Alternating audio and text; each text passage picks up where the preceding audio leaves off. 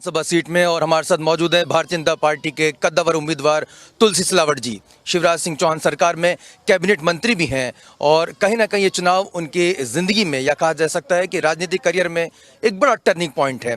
तुलसी सिलावट जी, कई चुनाव आप लड़े हैं, कई बार आपने चुनाव प्रचार भी किया है। ये चुनाव प्रचार कितना अलग है, ये चुनाव कितना चुनौतीपूर्ण है? कोई भी चुनाव हो उसको बहुत गंभीरता से हमें लेना चाहिए। ये चुनाव मेरे जीवन का इसलिए अलग है, जिस विचारधारा में मैं था पहले, वहाँ व्यक्ति चुनाव लड़ता था। भारतीय जनता पार्टी में हमारा संगठन लड़ता है, यहाँ व्यक्ति चुनाव नहीं लड़ता, पूरी भाजपा चुनाव लड़ रही है। ये सबसे बड़ा फर्क है, सोच में, काम में और कार्य करने की शैली में। किस तरह का परिवर्तन चुनाव प्रचार में आप देख रहे हैं, क्योंकि आपने कहा कि संगठन पूरा चुनाव लड़ता है।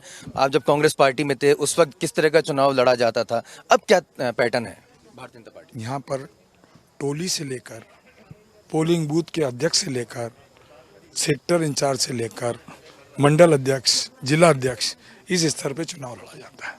और ये चुनाव तुलसी सिलावट का नहीं है, मध्य प्रदेश के भविष्य का है, मध्य प्रदेश के संकल्प का है, उस अन्नदाताओं का चुनाव है, किसानों का है, युवाओं का है, बेटी का है, अतिथि विद्वान, अतिथि शिक्षक का है, उस समाज के उस तबके का, गरीब का है, जो मध्य प्रदेश की आत्मा आदिवासी है। ये चुनाव मध्य प्रदेश के ओजस्वी मुख्यमंत्री शिवराज जी चौहान का है और साथ में ज्योतिराय सिंधिया जी का है।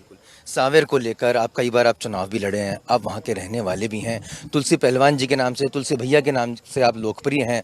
अब आप मंत्री हैं और दोबारा कोशिशों में जुटे हैं कि चुनाव जीतें। सांवेर को लेकर क्या कुछ प्लान है? एक कोई ड्रीम होता है कि भाई अब मैं जीतूंगा तो सांवेर के लिए ये कुछ करूँगा। सांवेर 70% कृषि की प्रधान है, जैसे हमारा मध्य प्रदेश 70% कृषि का इलाका है। सांवेर भी तो पहली प्राथमिकता मेरी किसान है। किसान को पानी, बिजली, सड़क और किसान की फसल का उचित दाम मिले, स्वास्थ्य की सेवाएं हो और शिक्षा हो। आप जानते हैं कि हर घर में, सांवेर में, हर खेत में सिंचाई के लिए नर्मदा का जल आ रहा है, पीने का पानी आ रहा है, सड़कों का जाल बिछ चुका है और स्वास्थ्य के अंदर बड़ी क्रांति आई है। लगभग 10 करोड़ उन्नयन के लिए ये दिया है।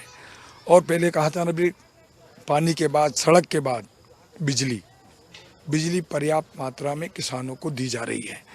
कुछ समय के लिए अनाप शनाप बिल आ रहे थे, मध्य प्रदेश के किसान के बेटे मुख्यमंत्री जी ने उस बिजली के बिल को स्थगित कर दिया। उसकी जांच होगी, अधिक बिल क्यों आ रहे हैं। बिजली सिंचाई के लिए और घरेलू के लिए 24 घंटे बिजली पर्याप्त मिल रही है। और आप जानते हैं कि किसानों की फसल का उचित दाम मिले। अभी जब अन्नदाताओं ने पूरे मध्य प्रदेश में मेहनत की, बम्पर गेहूं की पैदावार हुई, समर्थन मूल्य पर, इस संकट, इस महामारी के अंदर एक मध्य प्रदेश का भाजपा का मुख्यमंत्री ऐसा था जिसने 1,29,00,000 मेट्रिक टन गेहूं समर्थन मूल्य पे खरीदा।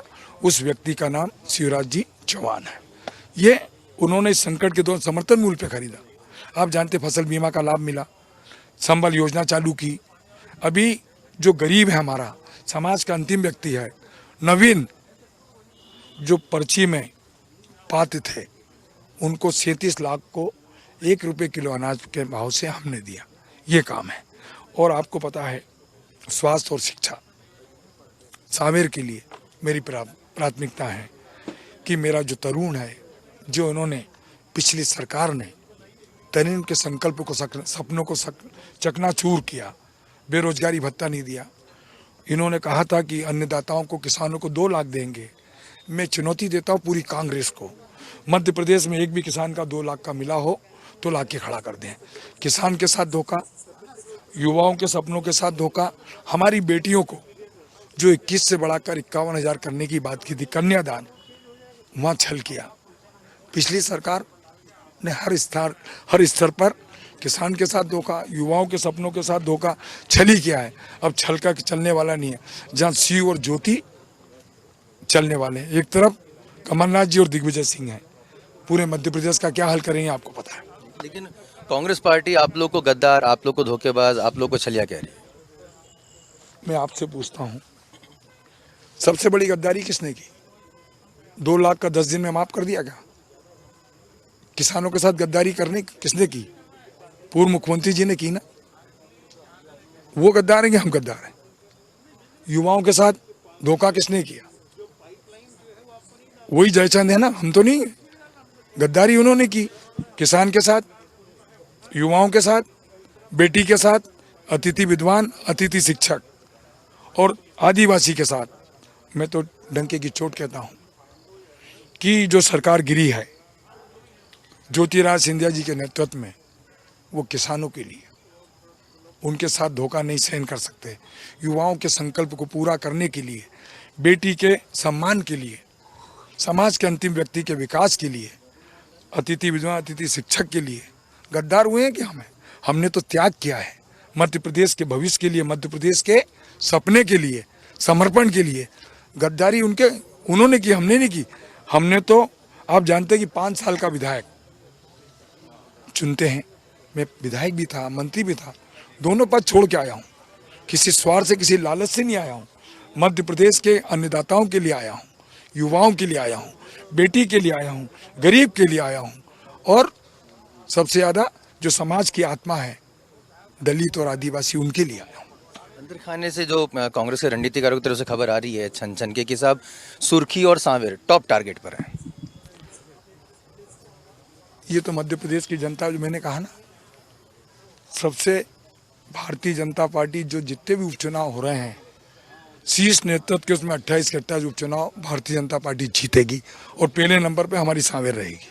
आप एक बहुत अच्छा भाषण भी देते हैं सर। आपने 370 को लेकर, प्रधानमंत्री नरेंद्र मोदी के जो राम मंदिर को लेकर संकल्प को लेकर भी अभी हम सुन रहे थे, यहाँ पर आप लोगों को बता रहे थे, उस रीति नीति को लेकर जो आपका विश्वास है वो किस कदर दृढ़ हो चुका है? नहीं, आप जानते हैं, जो वर्षों से एक सपना था भारतीय जनता पार्टी का, केंद्र में सरकार बनी, उन्होंने उस सपनों को पूरा कर दिया। अयोध्या में राम का मंदिर बनने जा रहा है।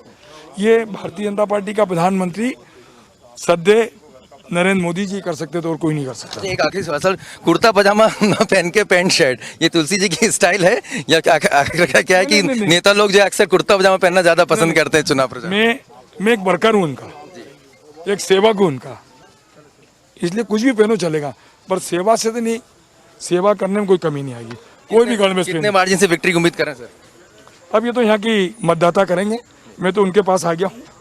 ये मतदाता का निर्णय जो भी होगा, क्योंकि मेरा रिश्ता सांवेर से 35 वर्षों से है। कभी मैं भगा नहीं, कभी रिश्ता चुनाव जीता या हारा, सेवा हमेशा सांवेर की एक बेटे के रूप में, एक भाई के रूप में, एक मित्र के रूप में, एक साथी के रूप में। सांवेर की सेवा का संकल्प मेरे खून के रग रग में है। जब तक मेरे रगों में खून बह रहा है, सांवेर की सेवा करूंगा। भीतरघात को खतरा तो नहीं सर? पूरी भारतीय जनता पार्टी काम कर रही है, क्योंकि भाजपा मेरी माँ है। बहुत बहुत शुक्रिया तुलसी सिलावट जी, हमसे एक्सक्लूसिव चर्चा करने के लिए। तुलसी सिलावट साफ तौर पर कह रहे हैं कि वो पूरी तरह से जीत के प्रति आश्वस्त हैं, और जहां तक भीतरघात की बात है वो उसको साफ तौर पर इंकार भी कर रहे हैं। चुनाव प्रचार में लगातार लगे हुए हैं। आप देख सकते हैं यहाँ पर उनके साथ में काफ़ी कार्यकर्ता और तमाम ये तमाम जो गाड़ियों का काफिला आप देख रहे हैं, और एक एक कॉलोनी, एक एक मोहल्ले और एक एक गांव में पहुंचना उनका लक्ष्य है।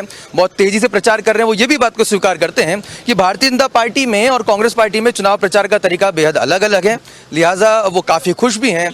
और जहां तक प्रधानमंत्री नरेंद्र मोदी की रीति नीति का सवाल है, उसको पूरी तरह से आत्मसात कर चुके हैं। तो कहा जा सकता है कि तुलसी सिलावट जी जो बरसों से कांग्रेस पार्टी में थे, अब उनका पूरी तरह से भाजपाईकरण हो चुका है, और वो आश्वस्त हैं कि उन्हें किसी भी तरह का भीतरघात का सामना करना नहीं पड़ेगा, और सांवेर का वो विकास करने का मौका उनको फिर से हासिल हो सकेगा। इन तमाम पहलुओं पर और तमाम राजनीतिक गहमा गहमी पर स्वदेश न्यूज की नजर हमारे साथ लगातार बनी रहेगी। आप जुड़े रहिए मेरे साथ, यानी आशुतोष के साथ, और मेरे दोस्त सुजीत लांजीवार और मेरी टीम के तमाम सदस्य हमारे साथ लगातार लगे हुए हैं। आप बने रहिए स्वदेश न्यूज के साथ।